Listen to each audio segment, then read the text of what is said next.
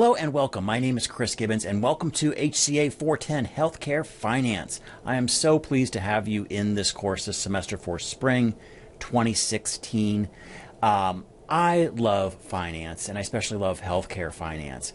Call me a little crazy, but what I think when you look at healthcare in general, look at the big picture and you think about, of course, you think about doctors, you think about nurses, you think about the technologists and the technicians that are in the hospital providing that frontline care.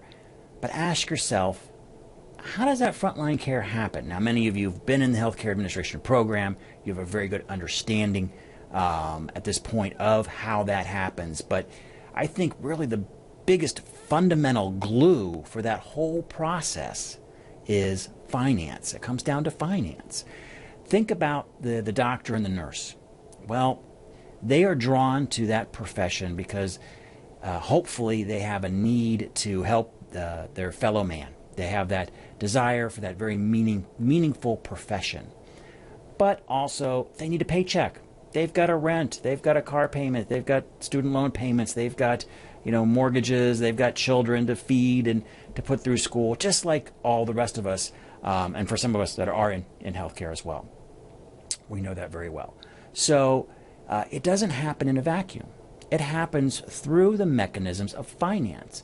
All of these people that I mentioned, the doctors, the nurses, the technicians, the technologists, are not going to come together without sort of that financial incentive to do so. Again, rooted in finance. Think about the facilities that healthcare happens in, the hospitals, the clinics. These are often very large and expensive structures. They don't happen, in a vacuum. Those hospitals are built through funds. You have to have capital in order to build these facilities. Think about the equipment in the facilities. I'm sure all of us have been in healthcare, and we have all maybe have had a CT or an MRI done in our life, or an X-ray. Those CT machines, those MRI machines are millions of dollars, and the technology in there is very high tech. That doesn't happen from nowhere.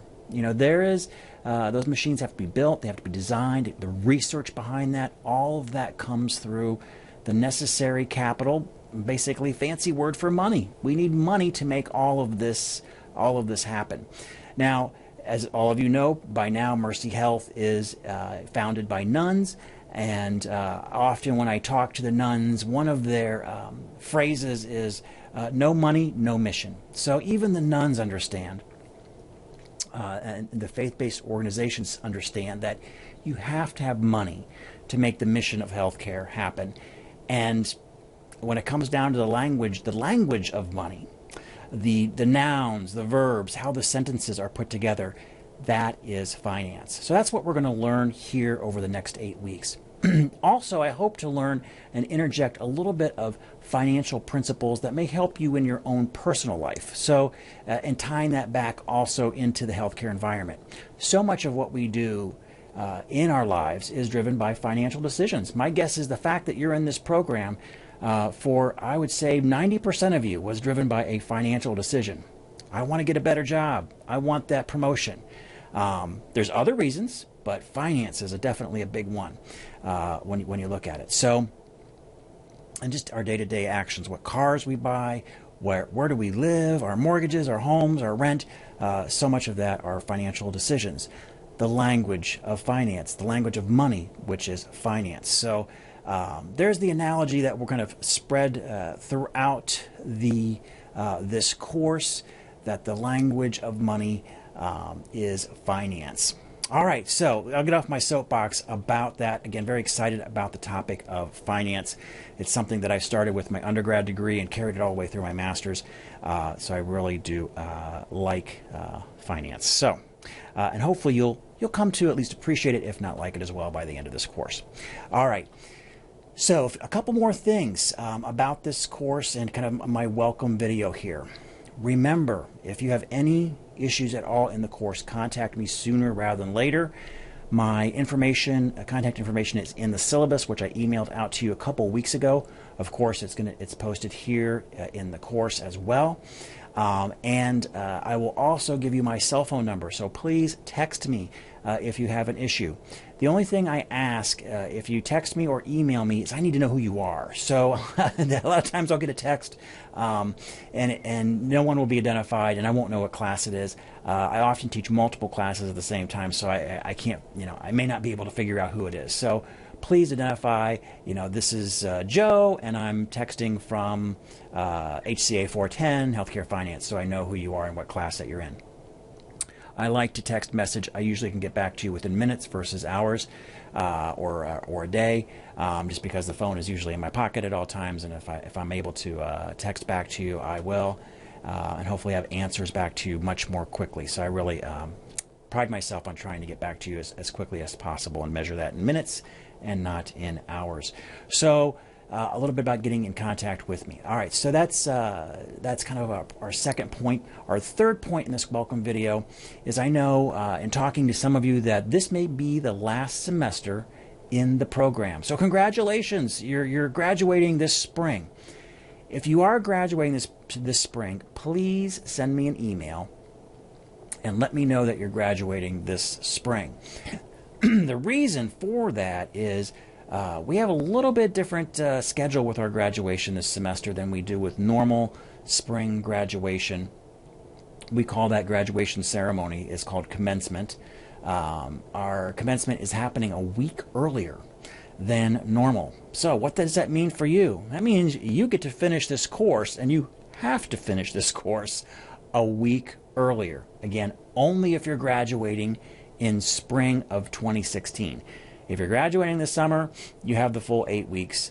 Don't worry about it. But for you folks that are graduating this spring, we got a little bit less time together to get in all the course materials. I'm going to work with you in developing a kind of a slightly compressed schedule because we've lost basically a week for you to get done. So just kind of be forewarned. You're going to, especially towards the end in modules, probably 5, 6, and 7, we might speed it up, probably will speed it up just a little bit for you so it's manageable, but so we can get through the entire course for you graduating seniors. Okay, so please send me an email. All right, next point, a little administrative information with the healthcare administration program. We've had some changes here at the college. I will be taking over as director for the healthcare administration program, so I'm very excited about that. It's always been one of my loves. I've been involved with the program for many years as assistant chair, in my dean capacity, and kind of shaping the program a little bit. But the former program chair, Dr. Watson, if you've maybe met her, she is going to be moving to our associate dean role. I'm going to be taking over her role as director for the healthcare administration program. So when you look at your success team going forward, of course your instructor is part of that success team, but kind of the key individuals will be your academic advisor, that's Aaron House, and myself. We're really there to get you through across that finish line to graduation. Of course, we have support personnel.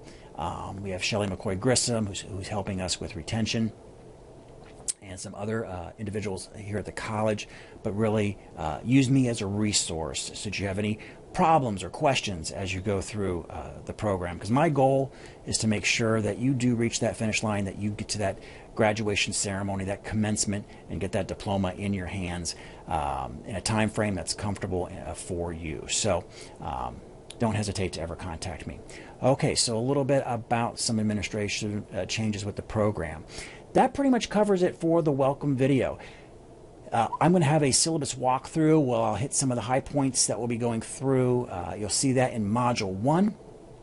So immediately after this welcome video, you may want to pop into Module 1 and watch that syllabus walkthrough.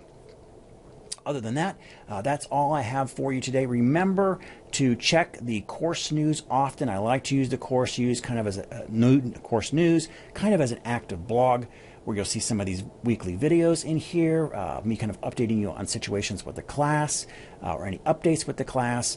So please remember to check in that capacity. Also, of course, keep checking in with your college email. You'll receive a lot of updates through your college email as well. So, all right. Well, that concludes our welcome video. Again, so pleased to have everybody in this class for spring 2016. And as always, thank you for watching.